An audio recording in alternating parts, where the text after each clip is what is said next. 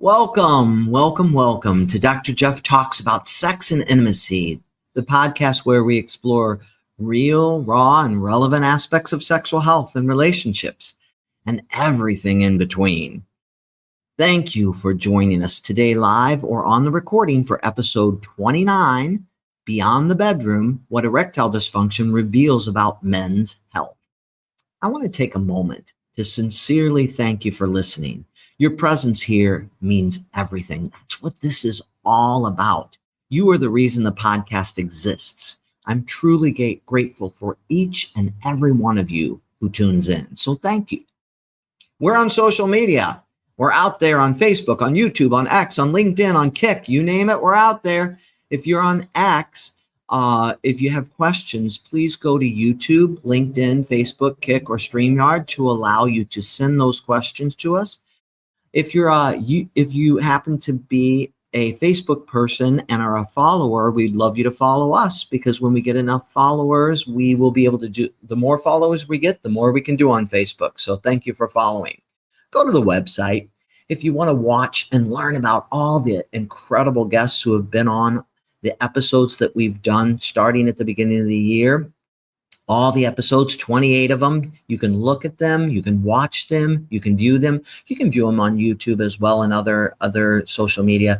But the website, it's all there. You can go to the calendar to see what's coming up next week, the following week. We're booked out all the way through October. You can see who's coming and joining me every single week, and I hope you do. So go to the website. Listen to us. We're in your car. We're wherever you are. When you're working out, we're working out with you on Spotify, on Amazon Music, on iHeartRadio. We are there with you. So we are there. Just want to remind you that all are welcome here. Whatever your sexual orientation, your gender identity, or your relationship style, you are so welcome here, and we are so glad you're with us and here to learn. The goal of the podcast is really easy. It's simple. It is to empower you with the scientific, evidence-based information that you need to improve sexual health and to deepen your relationships so you can love and live more fully. Who doesn't want more of that? I'm really guilty of this, so I'm speaking from experience that men are not always so proactive about their health like women are. We tend to be more reactive. Sometimes my wife is like, are you going to go to the doctor and find out what's going on with that? And I'm like, nah, I think it's going to get better. Today, we're diving into a topic that often starts in the bedroom, but its implications reach far, far beyond as we explore how erectile dysfunction, or ED, as it's commonly referred to, is often more than just a sexual concern. It can be a vital sign, a signal of broader physical and emotional health. Joining me is world-renowned urologist and men's health expert, Dr. Tobias Kohler. I have known Toby since he was a resident, and he has made quite a career, and he really is an authority in this area. I'm so glad he's joining us. Together, we're going to unpack what ED can tell us about cardiovascular health in particular, mental health, well-being, lifestyle, even mortality. Whether you're experiencing ED yourself or supporting a partner who is, this episode it's going to offer you insights that could be life-changing, and I hope so. Not just for your sex life, but for your overall health and longevity, because we all need to be more healthy. So my guest this evening is Dr. Tobias S. Kohler. He is an internationally recognized expert in men's sexual and reproductive health. He serves as professor and chair of the Department of Urology at the Mayo Clinic in Rochester, Minnesota. He's a leading clinician, researcher, and educator. Dr. Kohler has authored over 250 peer-reviewed publications and multiple book chapters on topics including erectile dysfunction, penile implants. We've had episodes on that on this podcast. Peyronie's disease. We just had an episode on that with Dr. Levine. And testosterone therapy. We've had several episodes on that as well. He was a lead author on the Princeton 4 Consensus Guideline, which is a lot of the scientific basis for much of what he will be presenting this evening and discussing. Dr. Kohler is a sought-after speaker worldwide and a past chair of the Sexual Medicine Society of North America's Public Education Committee. His research has significantly advanced our understanding of ED and its role as an early marker for systemic health issues such as diabetes, heart disease, and vascular dysfunction. So I am really excited to welcome my friend and colleague and awesome urologist, Dr. Toby Kohler. Hey, Toby. Hey, how's it going? Thanks for being here. I so appreciate you sharing your expertise with our audience. My pleasure, and thanks for having me. Really appreciate the opportunity. Without further ado, I am going to hand it over to you to begin your excellent presentation. Looking forward to it. Thanks so much. All right. Well, again, I really appreciate this platform and to talk to your audience a little bit about men's health and the heart. We'll go ahead and go to the next slide.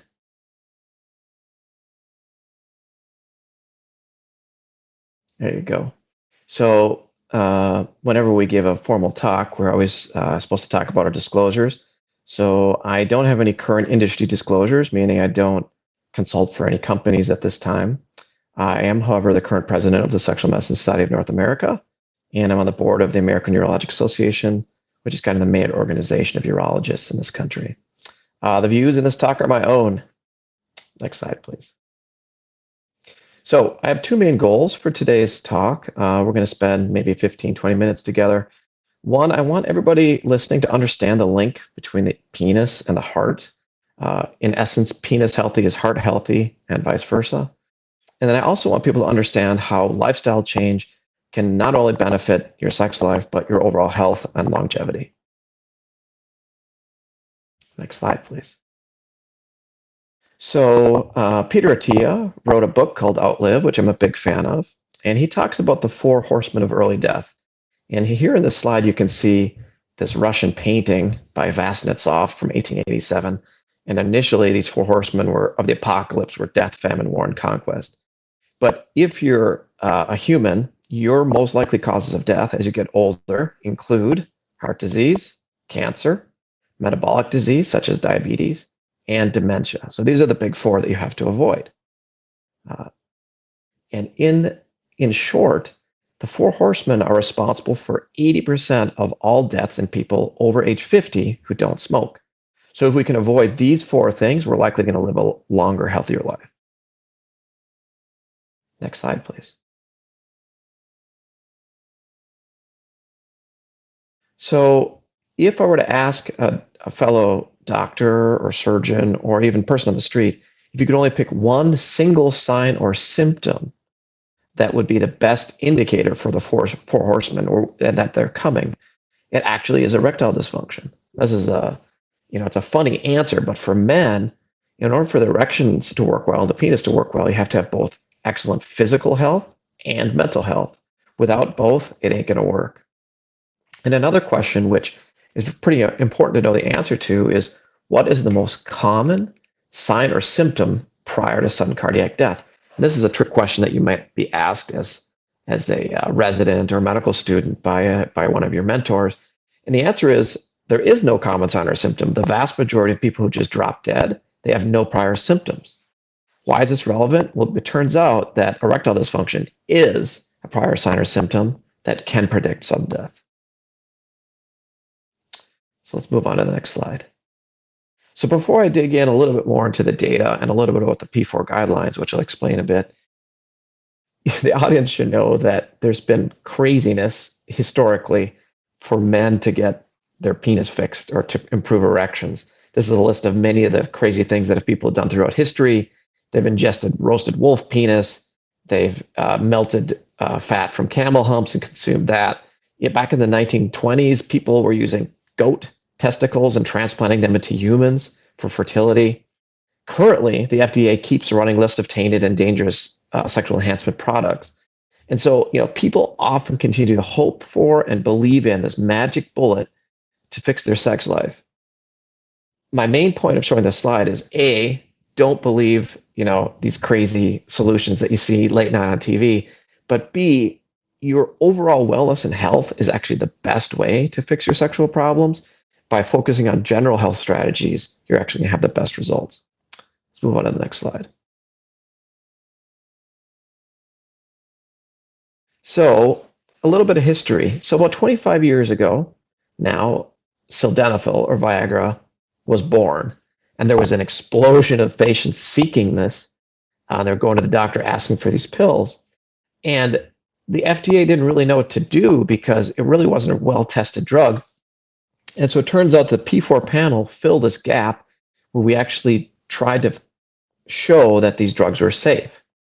And I wasn't on this panel, this is 25 years ago, but this first Princeton panel, which is like a collection of urologists, endocrinologists, cardiologists, to try to put their heads together to make sense of the data, they established some important things. Number one, sex is generally safe. So it's pretty rare to die during sex. The risk of sudden cardiac death from sex is 1 per 10,000 person years.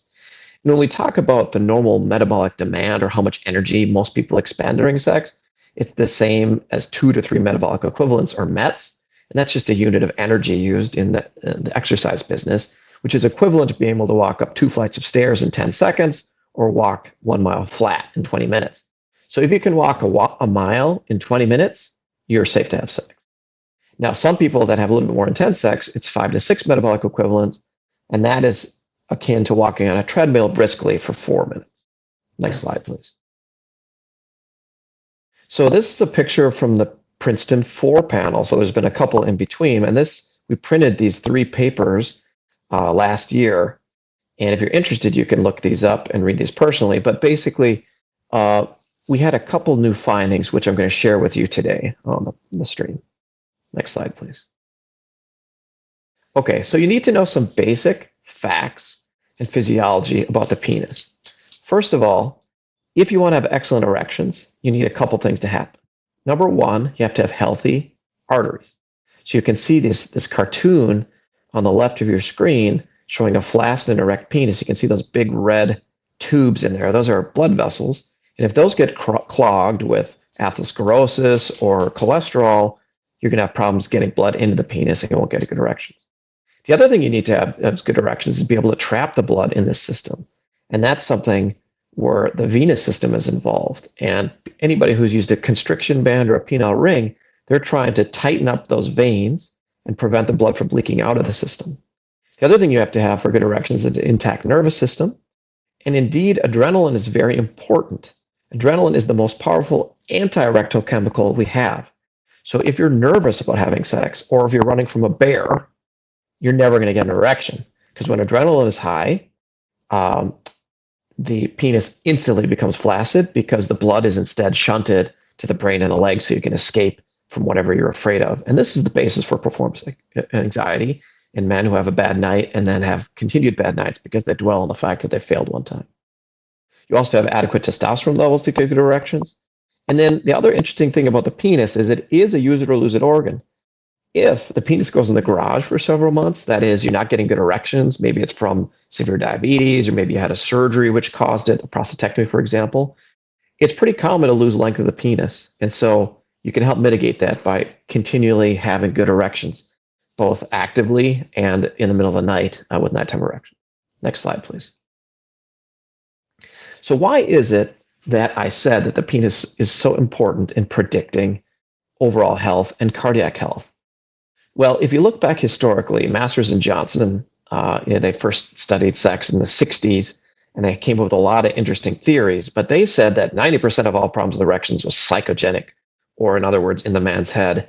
This is totally wrong. It's actually only 1 in 9, flipped on its head. About 10%, 11% are purely psychogenic. The vast majority of problems are of organic origin. That is to say, there's a problem with the blood vessels, either narrowing or the veins aren't working or the nerves aren't signaling properly.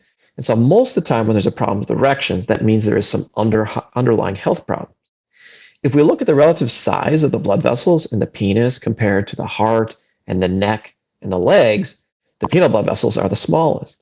So because when you get cholesterol in your body and the arteries start to clog up, the blood vessels that are the smallest are affected first. So when you first start having problems with erections, most men Well, if they don't do anything about it, and it's a true blocking of the arteries causing the problem, they'll have their first heart attack 3 to 5 years later. They'll have their stroke a couple of years after that, and then they'll have pain with walking as the femoral arteries start to become occluded. So this is why the penis is likely so predictive of cardiac events. And indeed, there's many, many trials, which I'll show you in a bit, which show that it's basically a check engine light for your body. And if the penis is not working, you'd have to investigate further. Next slide, please. Well, I'm not sure. I'm guessing something happened with Dr. Kohler's phone, but we will bring back up his slides and his talk as soon as he joins us again. Somehow he fell out of the call, and so we're glad you're here and learning about this important topic and all the great science and information that Toby is involved with, and he should be back shortly.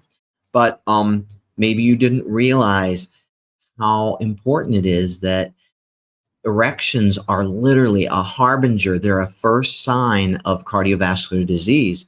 And Dr. Kohler's probably going to touch on that, but it usually precedes it by about 2 to 5 years. So if there's no definitive cause for your difficulty getting and keeping erections, like you have diabetes or high blood pressure or heart disease already, or things that are known, or spine injury, or whatever that cause may be, it warrants investigation to see, is everything okay? Is your heart okay? Have you had a good physical exam to know that you don't have cardiovascular problems? Sorry about that, everybody. Can you hear me okay? Yeah, we can hear you now. Perfect. Yeah, sorry. I think I'm at home here, as you may have guessed, and I think my daughter's playing Minecraft upstairs, and she took up all the internet space. Anyway, I apologize for the internet problem. So I'll resume where I left off. So basically, this blue table is very busy, but it's basically all the evidence showing that if you have problems with erections, it predicts future medical problems. And in general, men with erectile dysfunction have about a 25 to 150% increase relative risk for heart attacks. If you compare that to known risk factors, it's actually stronger or the same as traditional risk factors like active smoking, having high cholesterol, having a family history. So we truly know that this is a harbinger or a premonition of future bad cardiac events and other health problems. Next slide, please. Okay, so there's actually a new concept. So not only do men who have vascular problems have high risk of heart disease, now we're beginning to discover that men who actually have psychogenic ED, that is problems in the bedroom that come from lack of confidence or depression and anxiety, also have increased heart risk, right? So it doesn't really matter what type of ED you have now. The science is telling us that it's a problem. How can this be? Well, there's this concept called allostatic load, which is when you have stress in your life, whether it's a divorce or a death or switching jobs or whatever it is, you're not sleeping well at night, you release all these fight or flight hormones, cortisol, and that actually leads to early death. So, often you'll hear about somebody whose spouse dies and they die a few weeks later. And this is often related to this allostatic load concept where you get this flood of hormones, which can be negative. Next slide, please.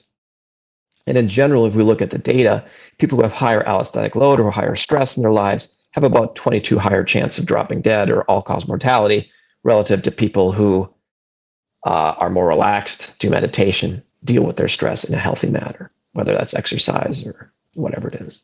Next slide, please. Now, this is a picture from the P4 findings in our Mayo Clinic article, and basically shows this man, and this is supposed to be the same man, both in shape and out of shape. You can see that the guy on the right has a weight, he's lifting, and he's eating an apple, and his heart looks healthy, and he's skinny. On the left, the guy's eating a donut, he's smoking, and his heart is super enlarged, and there's fat on his heart, and he's obese. And we know that all these risk factors predict not only problems with erections, but cardiovascular disease. So this guy is sitting on a teeter-totter because we can actually use the fact that sexual function is a great fulcrum for lifestyle change to our advantage. So if you start improving your erections by quitting smoking, you also improve your cardiovascular disease. If you improve your erections by losing some weight, having a healthy diet, again, everything gets better. And so it's very important that we remember the foundational things to help with not only the penis, but overall wellness. Next slide, please. So there's a lot of data out there, and I'm not going to belabor the point, but just briefly, these are the 4 pillars that will actually move the needle in living longer and living longer, not only longer, but living longer well. That is, without disability, where you can have an equal health span, the same as your lifespan. If I could tell you could live to be 100, but you were disabled or were in a nursing home, and you had to have your kids take care of you, you probably wouldn't want that. So what we want to do is behave in such a way that we optimize our health span in addition to our lifespan. And the 4 pillars are stress management, and we talked about the role of allostatic load and how adrenaline is not only bad for the penis, but in too much is bad for us in general. Sleep is super important. If you don't sleep enough, you don't produce the hormones which support your body. And as a matter of fact, if you try to lose weight, if you're on a diet, but you neglect sleep, you will lose weight, but it will be mostly muscle mass. Whereas if you're on a diet and you sleep normally, you'll lose mostly fat mass. So don't forget about sleep, super important. People who don't sleep well die young. Diet and weight control, super important. Everybody knows this to be true. And as little as 10% decrease in body weight typically leads to return of normal erections in about 30% of men. These are guys that need pills to get erections, and they have no chance. They hit the gym, they exercise, they have a little bit of caloric restriction, and they get better. Without pills, they get erections. And finally, there's a lot of data talking about how exercise, both resistance and cardio training, are very important for not only erections, but longevity. So if you average 150 minutes a week compared to nothing, you'll on average have 20% better erections. If you have 300 minutes a week, which is 5 hours a week, so I'm getting 1 hour of workout 5 of the 7 days, you'll have 40% better erections. For men who have normal muscle strength for their relative age, they have a 2/3 lower likelihood of having problems with their penis. So you have to build muscle, you have to keep muscle and be aggressive to keep your health optimized. Next slide, please. So the P4 findings are directed at physicians, but I want you to just look at the box on the left. And what is the doctor supposed to do? He or she is supposed to ask about ED symptoms as part of their initial assessment. And if there is ED, they should think, well, is this maybe a vascular mechanism? Do they have a history of heart disease? Do they smoke? Do they have high cholesterol? And if yes, they're supposed to do this calculated 10-year ACVD risk score. And this is something you can put into a computer, and it gives you this risk. The bottom line is the vast majority of men above age 50 that have problems with erections will classify as borderline to intermediate risk or higher. And because of that, the new guidelines from P4 says that you should get a coronary calcium score. Now, what's that? That's a quick CT scan, which is pretty cheap these days, $100 to $200, which gives you a real good insight into whether or not you're taking time bomb from a cardiovascular perspective. So the link between the penis and the heart is so powerful now that if you say that you have ED, you should end up getting a coronary CT scan. Next slide, please. Now, if you already have ED and cardiovascular disease, we talked about how it's safe to have sex if you can climb 2 flights of stairs, if you can walk a mile flat in 20 minutes. And this basically gives advice to the doctors as to how, is it safe? What other kind of testing do you do? If it turns out you're a little bit higher risk, often you'll get what's called a treadmill test. And basically you go on a treadmill and they say how well you do. And if you do poorly, you see the cardiologist. If you do okay, it's okay to have sex again. And then occasionally people will want to have sex, but they're on nitrates. In general, nitroglycerin nitrates are not the greatest drug.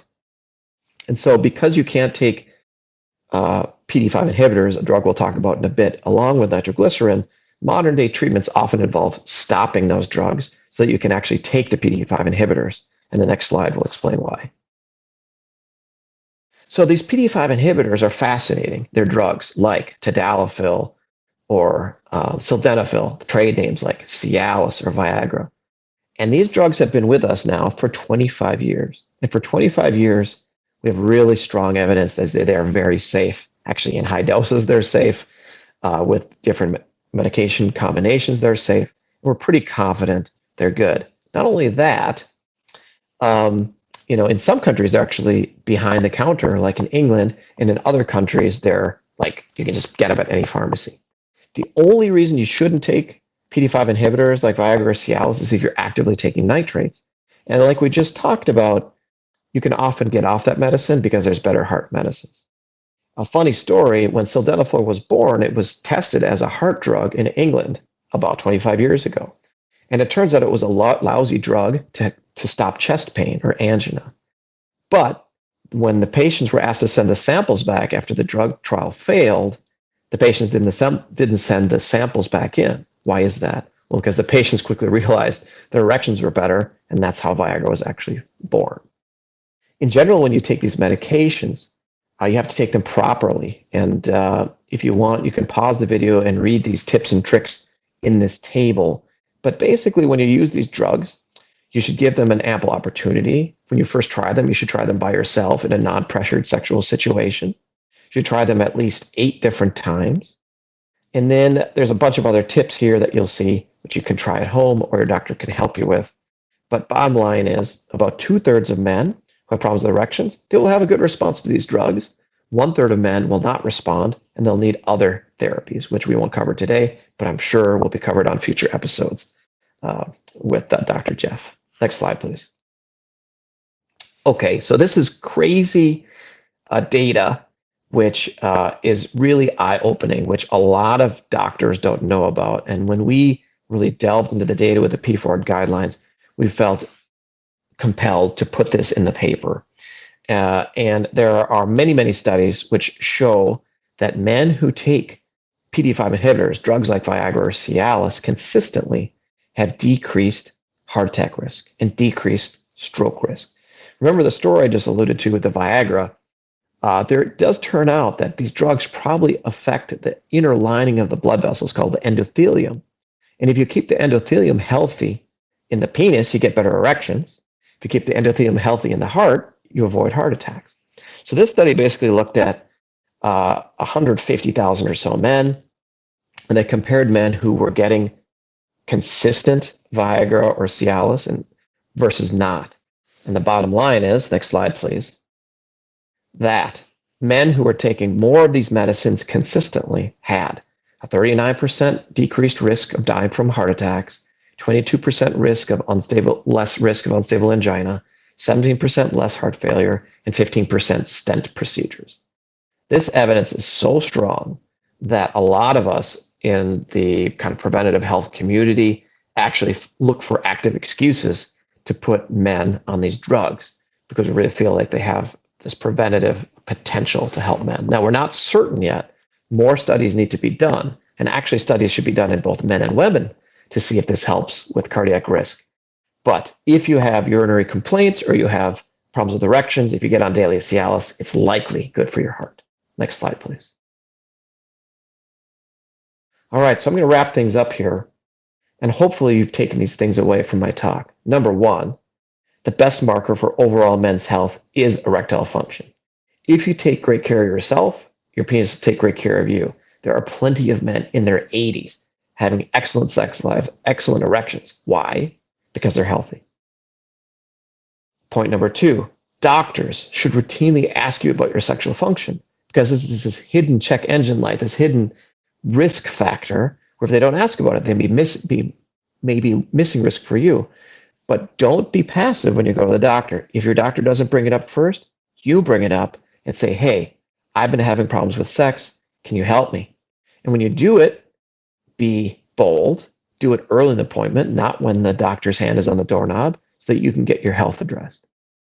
Next, when a doctor does find that you have erectile dysfunction, it's very reasonable for you to ask, hey, do you think I should get one of those coronary calcium CT scores of the heart?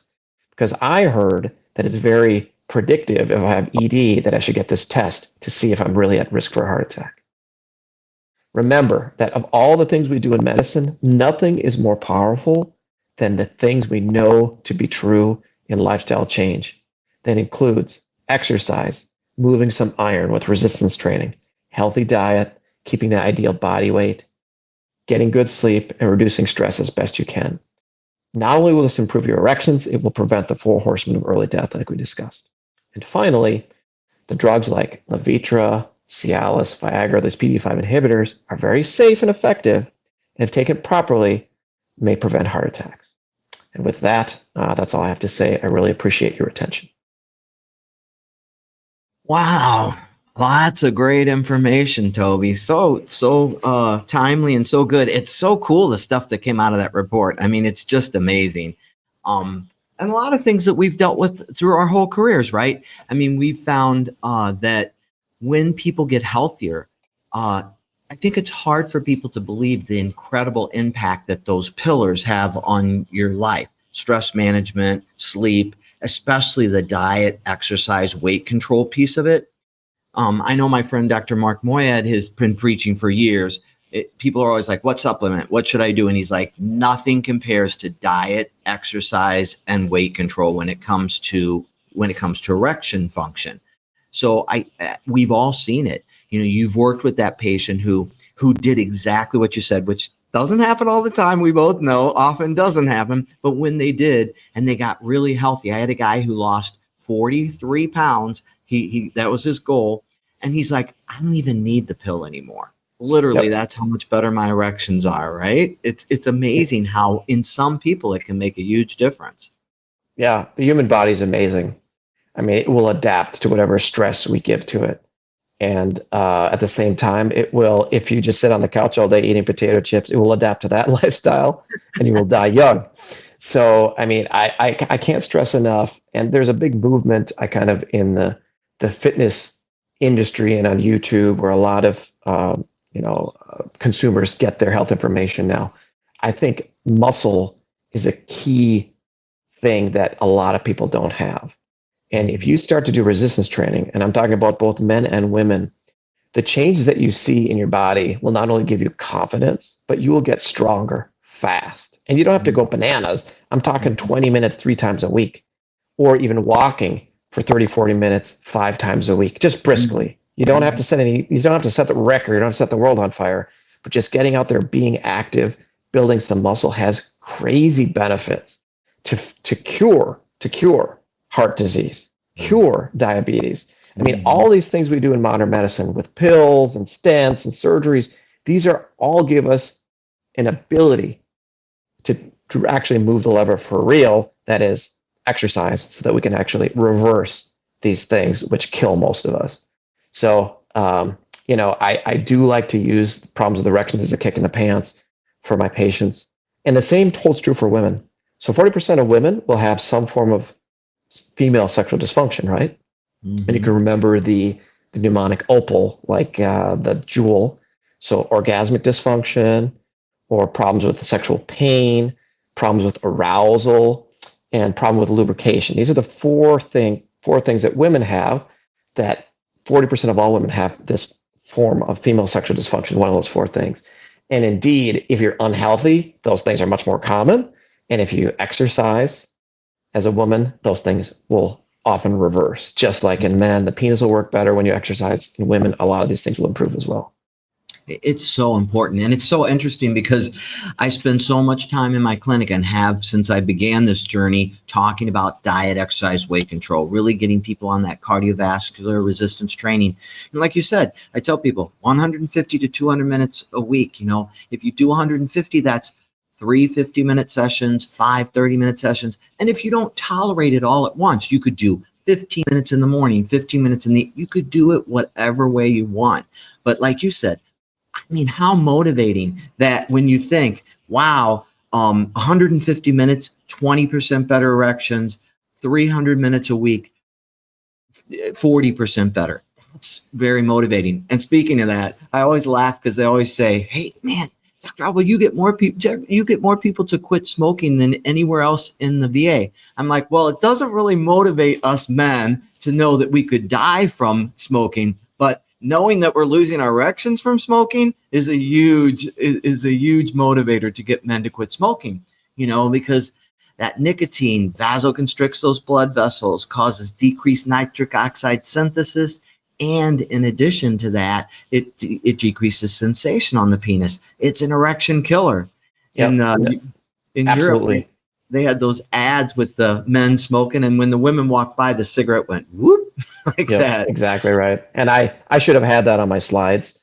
People who quit smoking, when you quit smoking, it's as powerful in effect as starting medications like Cialis or Viagra. So 2/3 of men will get better erections just from quitting smoking.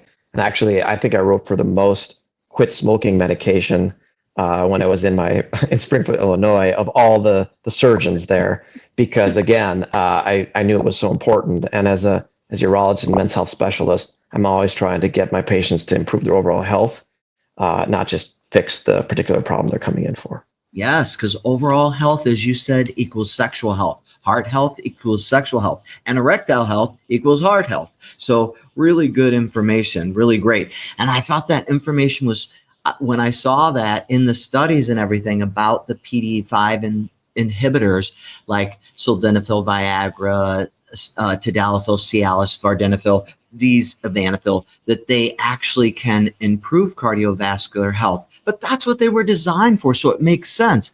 And we both have had those patients who are like really nervous. Oh, I don't know if I should take that drug. It might kill me. I hear people die from that. Well, first off, don't take your friend's drug, listeners. Take it under the supervision of a doctor. I have lots of folks who walk in and say, I tried it, but it was my uncles or my friends do it under the supervision of a doctor. But if you do, it's very safe and effective. And now we're seeing research that says it may improve cardiovascular health and actually help you not have cardiovascular events. That is some pretty cool information.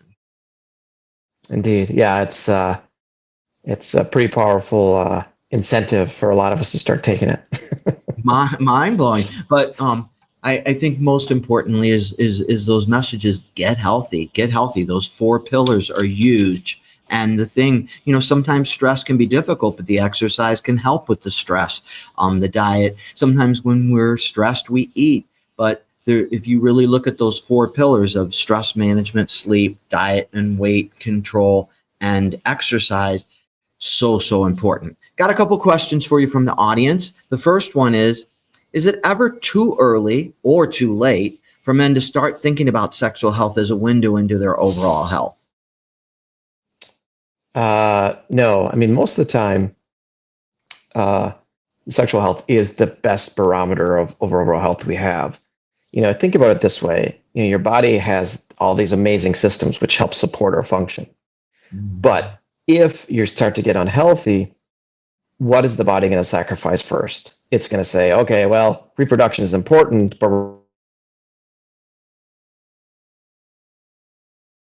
Uh-oh. Dr. Kohler froze up. But definitely overall health. I think number one, if you are seeing consistent problems, that it's never too early to go. Now, if it happened once, one specific, very isolated time, then that's probably not so much something to worry about. But if you have seen it happen, and then sometimes once it happens, it makes you worry about it happening again. That anxiety creates adrenaline. Adrenaline, as he said earlier, is part of fight or flight, and it is going to work against your erections. So you don't want to get anxious or think, is it hard? What's it doing? Oh my God, this is where I usually lose it. You cannot do that. Anxiety will make those erections go away. So, and then you don't want to wait. And unfortunately, sometimes we do as men, we wait too long. Early is better than waiting really long to do something about it. So I would say that being a little more proactive about your health, if you see a consistent issue, would be important. Go ahead, Toby. We lost you for a minute, so I was just filling in the gap. This is live. This is how we do it. I apologize. It's all good. Yeah. Don't worry, man. This is the fun of live. I think we do. It's always better to be proactive than reactive. And I was getting to the point that if somebody comes to me, let's say with a cancer diagnosis, they're often worried about their fertility, but the body basically sacrifices sperm production in men because it's divesting resources towards healing and towards the inflammation and the cancer itself, right? So that's why your sexual health is such a good indicator. And there's really no time in your life where you shouldn't take it seriously, um, especially if it's persistent, right? So the definition of erectile dysfunction technically is greater than 3 months of persistent problems with erections of getting or maintaining. So it's normal for men occasionally to have bad nights, especially if they're using alcohol or other drugs, or they're really nervous. It's a first date, or there's a first, things can go wrong occasionally. You don't have to go to the doctor if you have a bad night. However, if it's persistent and it lasts a lot longer than 3 months, or it's just really, really causing a bunch of anxiety, depression, very reasonable to go. But I think, it's okay to give your body some grace, say you're not going to perform at 100% every time. And just because you have one or two bad nights, this doesn't mean there's something wrong with you. Yeah, and I think that's really important. But two, let's be honest, men know their penis. It's like you wake up from sleep or anesthesia, your hand's down there. Whether it gets hard or not, and it gets hard every day of your life to keep itself in shape. So what it's doing, and when it's not doing what it's supposed to be doing consistently, it's time to go see somebody. Definitely. So. Good advice. Well, you kind of segued into our second question, which kind of asks really, can you explain the difference between psychogenic erectile dysfunction as well as physical erectile dysfunction, and how a provider distinguishes the two? Yeah, so a big hint about this one is the difference between partnered sex and masturbation, right? So if you're having problems with partnered sex, but your erections are amazing by yourself, that's typically going to be a psychogenic problem, because we know that the plumbing's working just fine when you're by yourself, but now you're throwing the stress and the anxiety of partnered sex, and then that's probably psychogenic. The reality is that most problems with erections have a combination of the two, because once you start to have vascular problems, you start to lose confidence, and then yes, you'll also have some psychogenic components. So it's pretty rare to have the pure psychogenic ED. What does that typically look like? 25-year-old man uses alcohol, has a bad night, and then starts to dwell on that bad night. He produces anxiety every time. Every time he's about to have sex, he's like, "Oh my God, I hope it doesn't happen again. I hope it doesn't happen again." The adrenal glands kick in. They have a fear response. There's no way the penis is going to cooperate, and that's pure psychogenic ED. And that typically is alleviated by confidence, and you get confidence back by giving these men some pills that they know that even if they're a little bit afraid, their erections are going to be 11 out of 10. They get their confidence back, and I never see them again. They never have to use the pills for another 50 years. Yeah, and that's when you were off for that short time. I was talking about how anxiety is adrenaline. Adrenaline's part of fight or flight. It makes your erections go away. So you have to keep mindful, focused on sex. You cannot worry. You can't go to, oh, this is where I lose it. Am I going to lose it? You don't even have to look down, listener. You're going to lose it. Trust me. What you got to know is you got to keep your mind directed towards, sex, whatever it is that turns you on, but you can't drift over to, is it hard? What's it doing? And especially, oh no, this is where I lose it. So keeping that focus. And remember, you don't need a hard erection to bring your partner pleasure, so you can still enjoy yourself. And then too, we also, along with the pills and different things, each erection you get, because you get erections every day, and that's another way to know if it's psychogenic. Do you wake up with erections when you have to urinate in the morning or at night? Do you have erections because your penis is working out while you sleep? That's an indication that physiologically things are going okay. And then also, every time you get an erection, look down, build your confidence. Your penis is literally looking you in the face saying, I got this, you got this. And that builds back confidence. So every time you get an erection, let it build back your confidence. But when you're having sex, don't let yourself get anxious. That's easy to say, harder to do. But think about, you're having sex. Think about sex, and only sex. Anchor to it's warm, it's wet, whatever keeps you in the moment. But do not drift over to, what's it doing? Oh my God, what's she think about me? This is not going to go well. Yeah.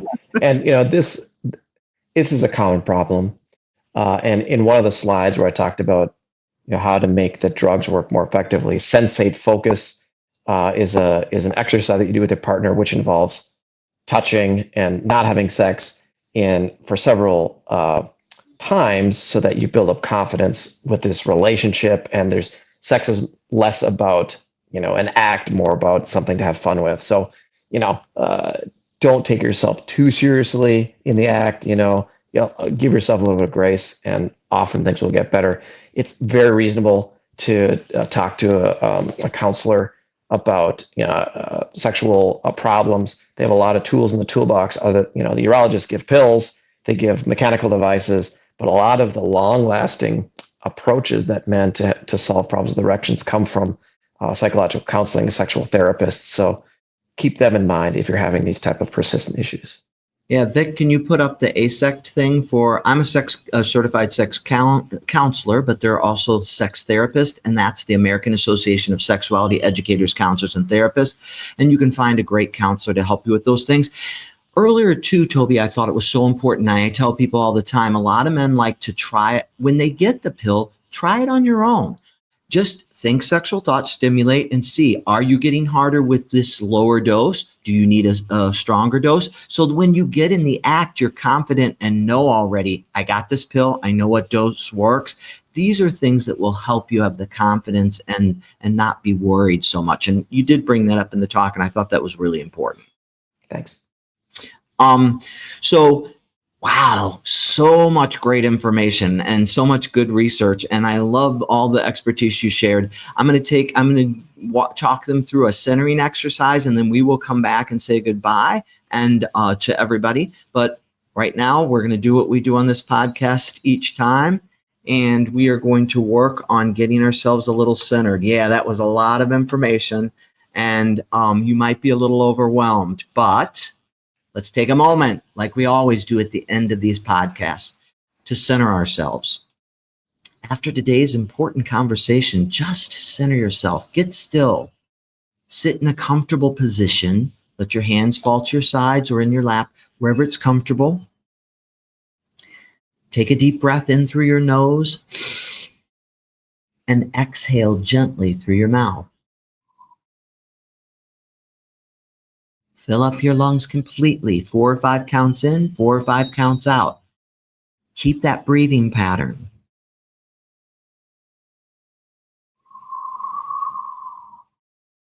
Place one hand over your heart and one over your belly. And as you breathe, feel the rise and fall beneath your hands. Let this be a reminder that your body is always, always speaking to you through your breath, which is so powerful, through your sensation, and sometimes through sexual function. Continue that slow breathing pattern in your nose and out your mouth. Erectile dysfunction isn't just about sex. It's your body asking for care, attention, and possibly change. As you continue to breathe deeply,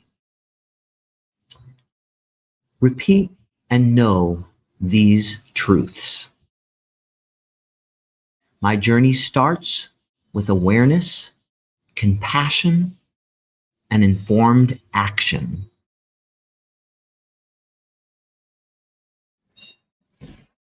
I deserve to live a full, vibrant, and connected life.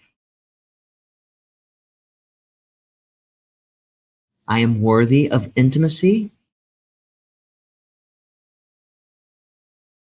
I am worthy of love and belonging.